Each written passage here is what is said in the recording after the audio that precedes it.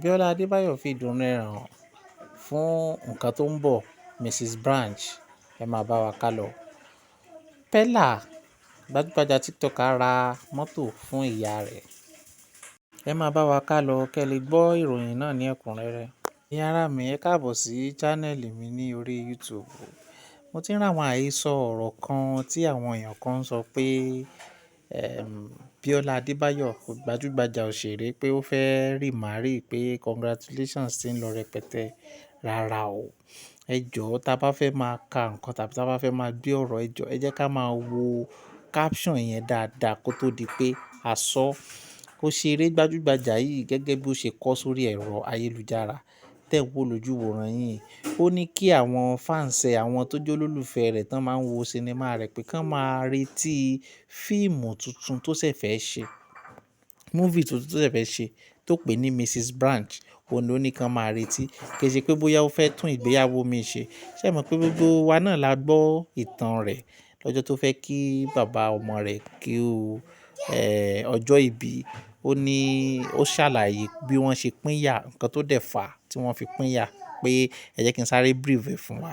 Pé okay o, bàbá ọmọ òun, ṣé ẹ mọ̀ pé Bíọ́lá Adébáyọ̀ ní issue pẹ̀lú, ó ní ìṣòro pẹ̀lú inú rẹ̀, kò lè bímọ mọ́.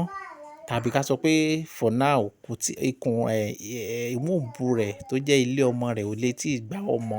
So wọ́n wá lọ ṣe, òun àtọkọ ẹ̀ wá lọ ṣe ibi àwọn ètò tí wọ́n máa ń ṣe, tí doctor máa ń ṣe fún wọn láti gba àtọ̀ òǹkálùkù, láti gba àtọ̀ òǹkálùkù láti sọ di ọmọ tí olóyìnbo ń pè ní surrogacy. Wọ́n gba àtọ̀ ọkùnrin, wọ́n gba àtọ̀ obìnrin, wọ́n fi sínú aláboyún obìnrin mìíràn láti bá wọn ru oyún yẹn torí ilé ọmọ tí ẹ̀ kò lè gba ọmọ.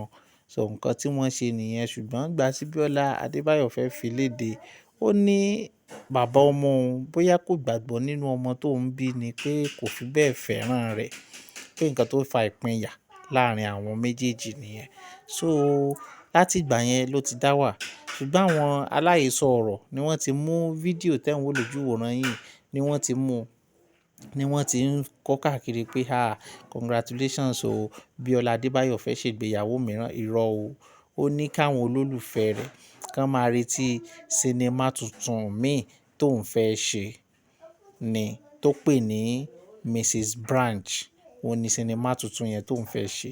Kì í ṣe pé bóyá ó fẹ́ tún ìgbéyàwó ṣe o. Ẹ ṣeun púpọ̀. Ọmọ kékeré gbajúgbajà tí gbogbo wa mọ̀ pé máa ń ṣe àwàdà àti ọ̀rọ̀ lórí TikTok tá ń pè ní Pella, ó ra ọkọ̀ tuntun ayọ́kẹ́lẹ́ kan fún ìyá rẹ̀ lónìí ní Èkó, ní Lekki. Ó fi ọkọ̀ ayọ́kẹ́lẹ́ tuntun yìí ó fi ṣe surprise.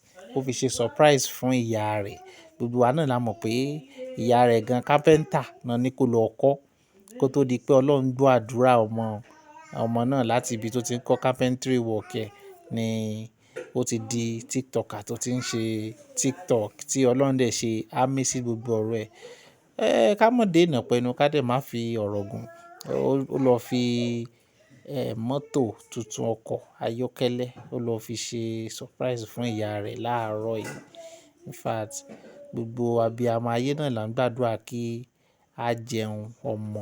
Bẹ́ẹ̀ ni, gbogbo abiyamọ, inú ìyá rẹ̀ dùn, ó kúnlẹ̀, inú ẹ̀ dùn. Tẹ bá rí fídíò yẹn gan, ẹ̀yin gan tẹ jẹ́ abiyamọ, ẹ máa rẹ́rìn-ín ni pé irú oore báyìí ó sì kan gbogbo wa láṣẹ Èdùmàrè. Kó tó di pé a lọ, ẹ jọ̀ọ́ ẹ má gbàgbé láti fi subscribe sórí ẹ̀rọ ayélujára wa YouTube. Kẹ́ dẹ̀ máa follow wa, kẹ́ drop comment àti like fún wa. Ẹ ṣeun. Gẹ́gẹ́ bí ẹ bá ṣe ń ṣe èyí ni eléyìí ni ó mú wa tẹ̀síwájú láti gbádùn wa sí.